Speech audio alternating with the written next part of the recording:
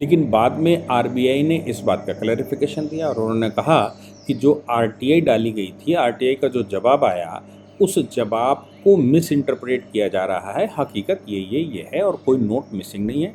सारा जितना printing press में छपा है उतना आ गया है और उसका हिसाब है।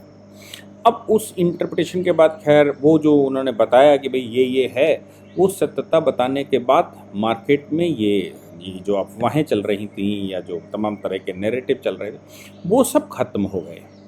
अब एक नई बात आई है और वो प्रैक्टिकली कुछ लोगों का कहना है कि भाई आज की तारीख में किसी बैंक में जाइए और आप कैश लीजिए उनसे, तो वो 500 के नोट थोड़े कम दे रहे हैं। यानी कि भरपूर आपने बड़ा अमाउंट निकाला तो वो 500 के नोटों के साथ साथ 200 और 100 के नोट भी दे रहे हैं। और 200 और 100 के नोटों की भरमार बैंकों में है। ऐसा ये भी कहा जा रहा है कि एटीएम में भी 500 के नोटों को लेकर बहुत सारे बार तो होता है नोट और बहुत सारी बार 100 और 200 के ही नोट होते हैं।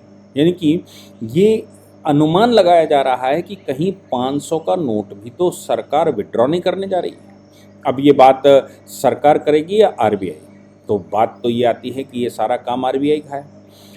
और उस समय भी जब 500 हज़ार के नोट डिमोनेटाइज किए गए थे, उस समय भी डिमोनेटाइज करना या फिर मैं कहूँ कि उसको विड्रॉ किया गया था, उस समय भी मोदी जी ने खड़े तो कह दिया था, लेकिन वो सारा काम तो आरबीआई का है। तो आरबीआई का रोल है कि वो कौन सा नोट चलाएगा, कौन सा नोट नहीं चलाएगा और वो करेंसी किस फॉर्म में चलाएगा। अब करेंसी, जितना पैसा हमारे पास होता है वो करेंसी मार्केट में चलती है। वो करेंसी डिजिटल करेंसी चलेगी, वो करेंसी डिजिटल नोट चलेगा, डिजिटल रुपया चलेगा। हम सब जान रहे हैं कि अब डिजिटल रुपया आ गया है। डिजिटल रुपये का मतलब ये हो गया कि उसका एक स्पेसिफिक रुपए का नंबर होगा। उस नंबर का जो नोट है वो डिजिटली क्रिएट किया जाएगा। उसको डिजिटल जो जो उसको डिजिटल जो अपने पास वॉलेट है उसमें रखा जाएगा और आपके वॉलेट से दूसरे के वॉलेट में ट्रांसफ़र कर दिया जाएगा। सपोज़ आपने 5,000 रुपये ले लिए, डिजिटल ख़रीद लिए बैंक से, वो 5,000 रुपये आपके वॉलेट में आ जाएंगे।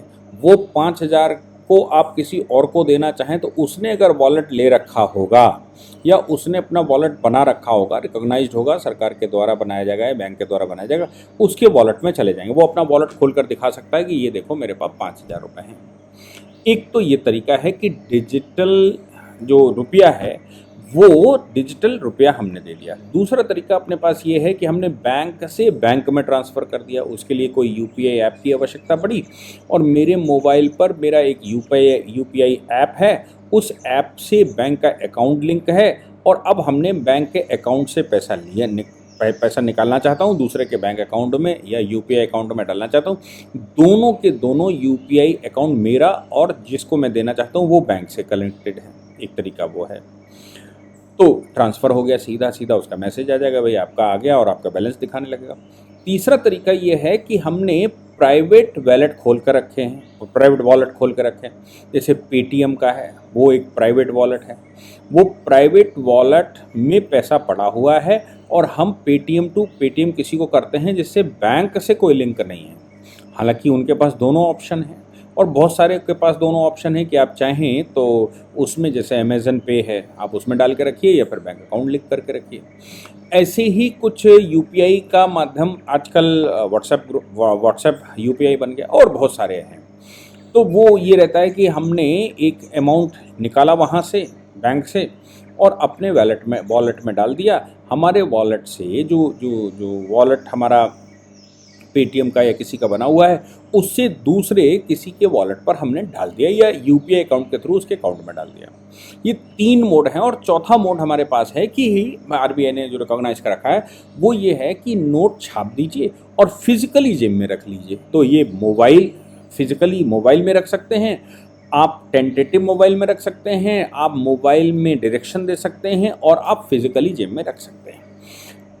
मोस्टली बहुत सारे कंट्री वर्ल्ड के ऐसे हैं जहां पर मोर देन 90% ट्रांजैक्शंस हो रहे हैं डिजिटल, चाहे इन तीनों में से कोई मोड अपनाया हो, लेकिन डिजिटल ट्रांजैक्शंस हो रहे हैं और कैश बहुत कम इनफ्लो में है।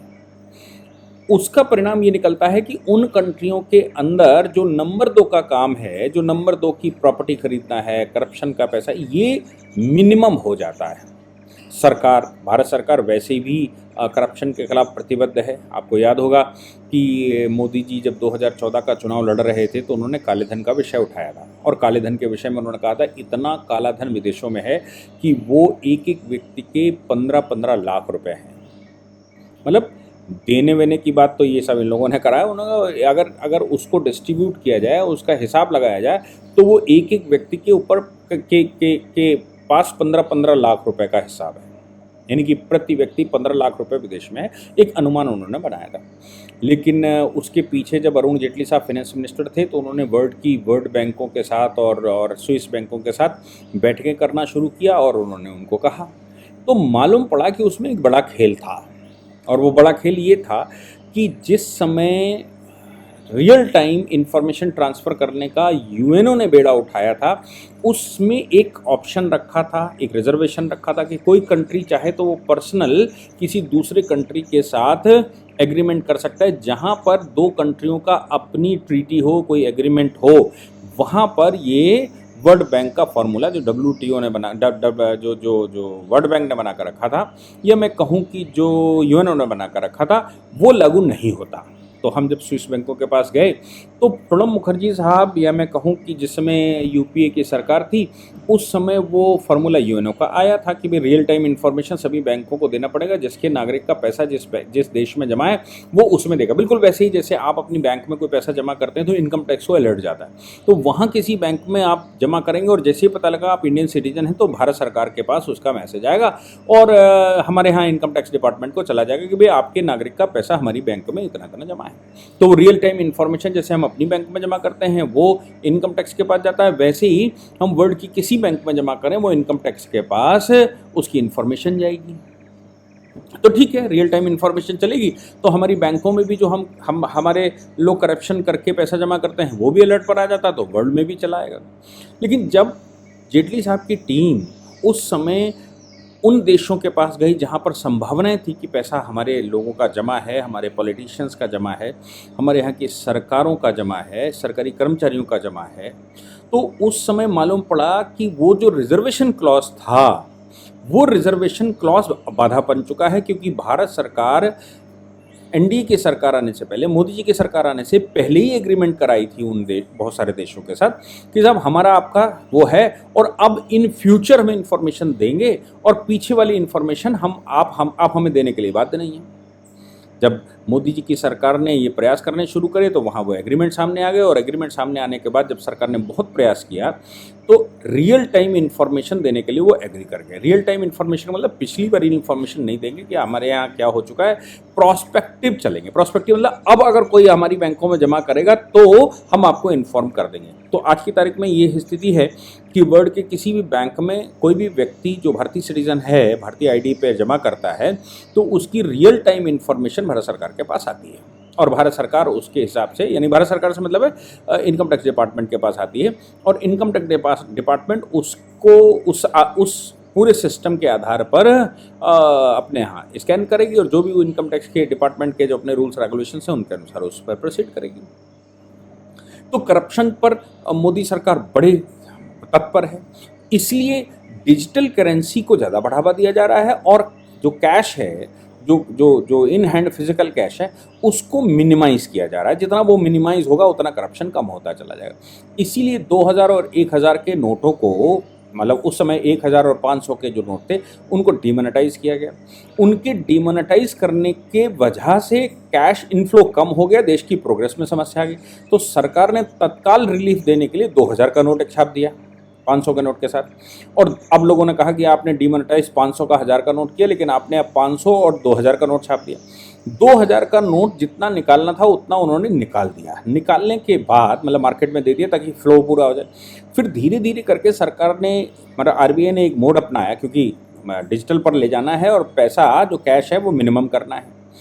उसके लिए सरकार ने या आरबीआई ने जो नियम अपनाया वो ये था कि 2000 के नोट छापने बंद कर दिए। धीरे धीरे करके जो 2000 का नोट बैंक में आता तो बैंक उसको अपने पास ले लेता, रिलीज़ नहीं करता। परिणाम ये निकला कि 2023 तक बहुत बड़ी तादाद में 2000 का नोट बैंक के पास जब्त हो चुका था और इनफ्लो में बहुत कम पैसा रह गया था। कुछ लोगों ने दबा के रखा होगा, कुछ लोगों ने इलेक्शन के लिए रखा होगा। तो वो तो 2022 के चुनाव में हमको दिखाई पड़ा, जो उत्तर प्रदेश का था, या 2019 के चुनाव में हम दिखाई पड़ा, कहीं 300 करोड़ पकड़ा जा रहा, कहीं 200 करोड़ पकड़ा जा रहा, कहीं 500 करोड़ पकड़ा जा रहा। अब 300 करोड़ रुपए में पूरे प्रदेश का चुनाव हो सकता है। उत्तर प्रदेश में 75 जिले अगर हैं तो 75 जिलों में 425 सीटें जो बनती हैं, उन सीटों पर 300 करोड़ बांट लीजिए, तो आप समझ लीजिए 70-80 लाख, 60-70-80 लाख रुपया पर सीट पड़ जाएगा। या मैं कहूँ 60-70 लाख क्यों पर सीट पड़ जाएगा, 400, हाँ 70-80 लाख रुपए पर सीट पड़ जाएगा और बहुत अच्छा चुनाव हो जाएगा। उस समय इनकम टैक्स डिपार्टमेंट ने लगातार छापे मार मार के इस तरह की बहुत सारी करेंसी 1000 करोड़ से ऊपर जमा कर ली थी। यानी कि जो करप्शन का पैसा था वो करप्शन का पैसा जमा हो गया, वो करप्शन का पैसा पकड़ा गया, लाते ले जाते पकड़ा गया, ट्रांसपोर्टेशन में पकड़ा गया, लोगों के घरों में पकड़ा गया। आपको याद होगा पीयूष जैन कानपुर में पकड़े गए थे, कन्नौज के एक व्यापारी थे पीयूष जैन की, अभी शायद जमानत हुई है कि नहीं हुई है मुझे पता नहीं, लेकिन 300 करोड़ से ऊपर का कैश पकड़ा गया था और वो फटे स्कूटर पर चलने वाला व्यक्ति था। उस समय ये कहा गया कि वो पैसा अपोजिट पार्टी का था जो चुनाव लड़ने जा रही थी और उसको जब्ती कर ली गई। अब लेकिन पॉलिटिकल पार्टी को पैसा तो चाहिए, तो कहाँ से लाए?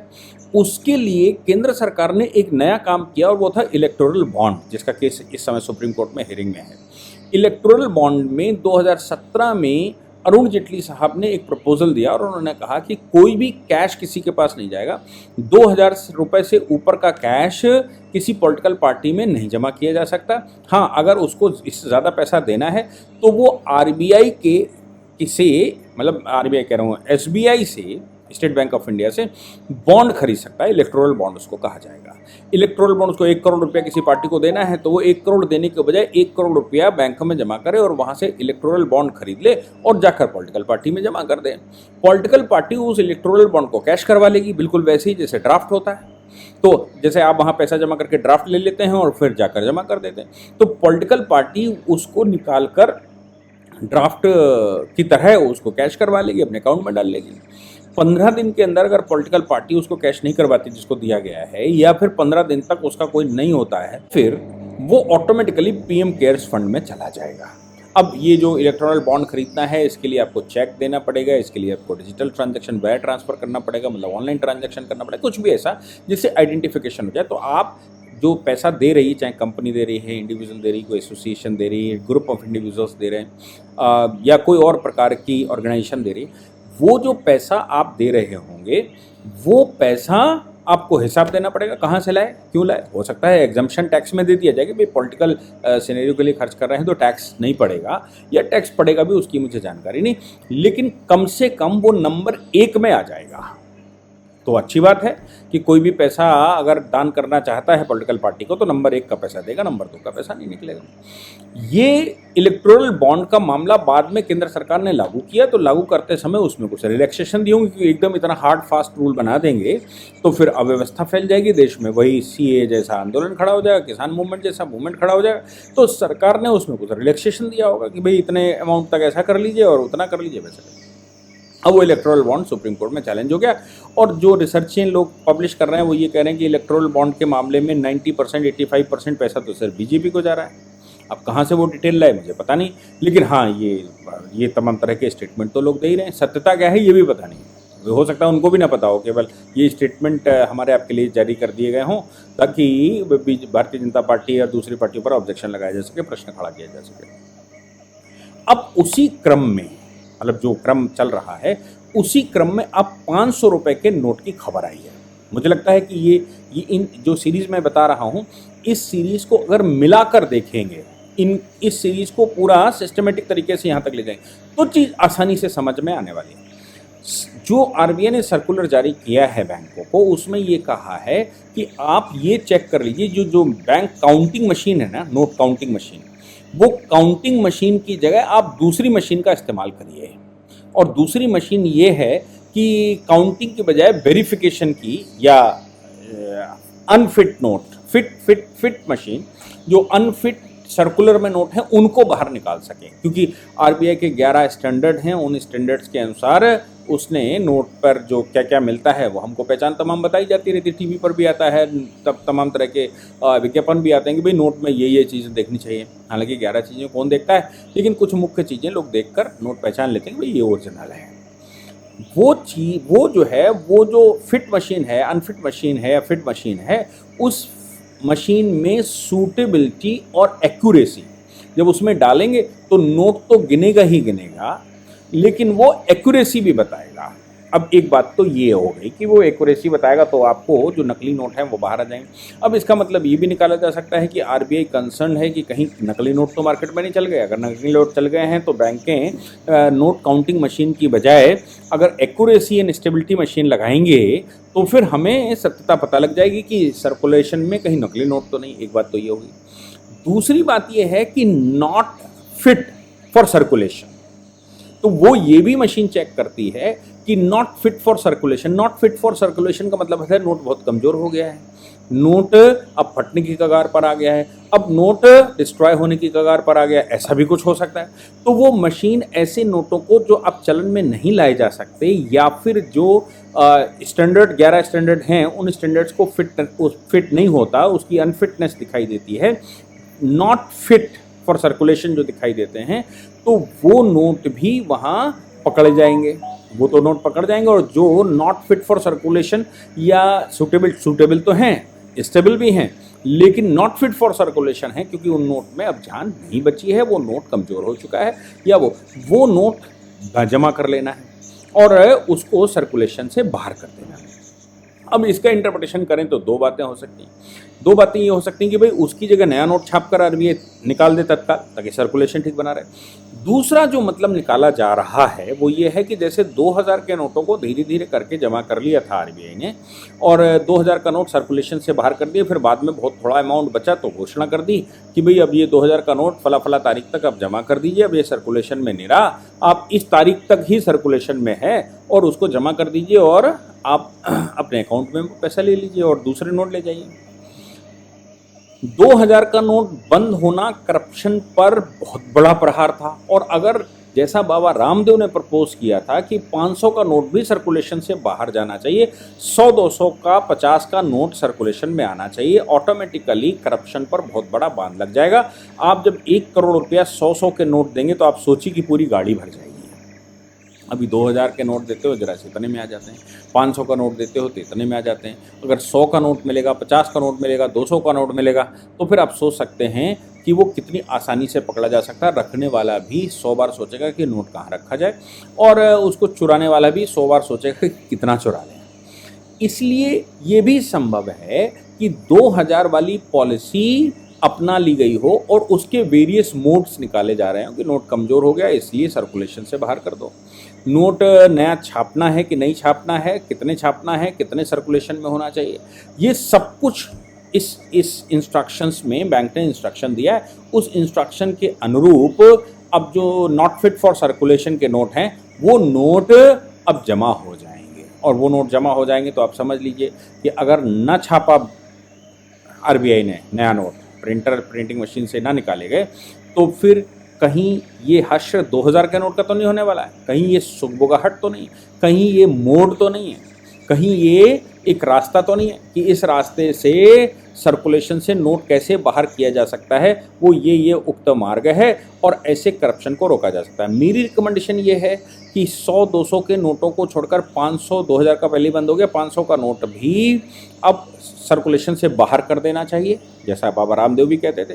और जब 500 का नोट सर्कुलेशन से बाहर हो जाएगा तो डिजिटल पेमेंट की तरफ हम ज़्यादा से ज़्यादा बढ़ेंगे। आज की तारीख में पूरे हिंदुस्तान में डिजिटल पेमेंट वर्ल्ड के नंबर 1 की स्थिति में है और जो लोग नहीं करना जानते हैं वो धीरे से करना सीख जाएंगे। और अगर जिनको कैश ट्रांजैक्शन ही करना है, नंबर 1 में करना है, तो 100 200 के नोटों की गड्डी बनाकर ले जाएं झोला भर के और दे दे जाके, कोई गिन सके तो गिन ले।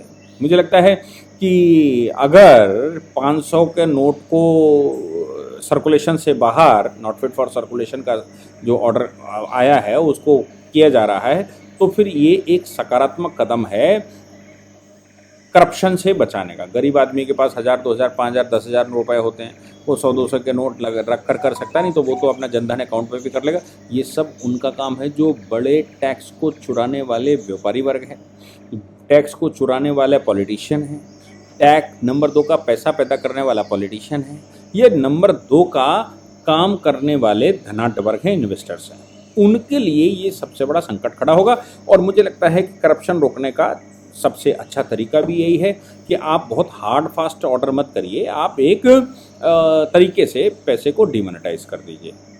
कोई समस्या भी नहीं आएगी, 2000 के नोट में देश में कोई समस्या नहीं है डीमोनेटाइज करने में। और वो जिनके पास रहा होगा उन्होंने भी टैक्स वैक्स का कुछ किया होगा या कुछ पैसा सर्कुलेशन में निकला होगा, मार्केट में निकला होगा। पैसा अगर जो बैंक में नहीं जमा करता मार्केट में भी चलाएगा तो सर्कुलेशन में पैसा आ जाएगा, जो किसी के तहखाने में बंद रखा है, जो किसी के बक्से में बंद रखा है, जो किसी के ब्रीफ केस में बंद रखा है, और वो सर्कुलेशन में होता तो वो रुपया सर्कुलेशन में खुद अपना 5, 7, 10% साल में पैदा करता। रखा है 10 साल से, तो आप सोचिए कि जितना पैसा रखा है उसकी उतनी कीमत और बन चुकी होती। अगर फिक्स डिपॉजिट में भी जमा करता, देश के काम आता, देश की सरकारों के काम आता, या फिर डेवलपमेंट के काम आता, जो व्यापारी वर्ग है उसके काम आता, जो शेयर्स पब्लिश करता है, बड़ी कंपनियां हैं उनके शेयर्स में इन्वेस्टमेंट होता, तो देश आगे बढ़ता। लेकिन ये पैसा जाम करके तो हम देश को पीछे ही घसीटते हैं। इसलिए एटलीस्ट भारत का प्रत्येक धन का प्रत्येक हिस्सा सर्कुलेशन में हो, ये आवश्यक है, और इसके लिए आपको बड़े नोट बंद करने ही होंगे। अगर इसके पीछे की मंशा वही 2000 के नोट वाली है तो स्वागत योग्य कदम है। जय हिंद, जय भारत, वंदे मातरम।